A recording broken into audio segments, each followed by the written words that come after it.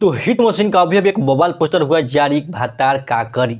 तो जी नमस्कार दोस्तों, मैं हूं आपका भाई मिथु और आप देख रहे हैं भोजपुरी माती यूट्यूब चैनल। दोस्तों आप सबको बता दें कि खेसारी लाल यादव का लोकगीत का पोस्टर अभी एक जारी हुआ है, जिस पोस्टर का नाम है भातार का करी, जिसमें एक्ट्रेस रानी है और लिरिक्स राइटर की बात करें तो कृष्णा बेदर्दी का यह गाना लिखा हुआ है। तो भाई कृष्णा बेदर्दी तो आग लगाने वाला ही गाना लिखते रहते हैं और हिट मशीन का तो कोई जवाब ही नहीं भाई। ऐसा गाना वो हमेशा लाते रहते हैं और यह सोलो सॉन्ग होने वाला है।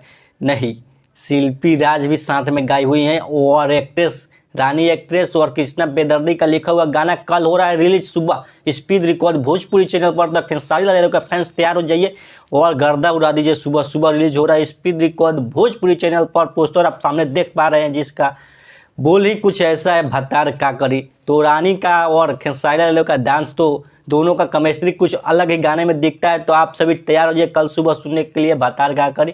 तो मिलते हैं आप सभी से एक नए वीडियो के साथ। तो वीडियो को ज़्यादा से ज़्यादा शेयर कीजिए और फिर मिलेंगे आप सभी से नए वीडियो के साथ।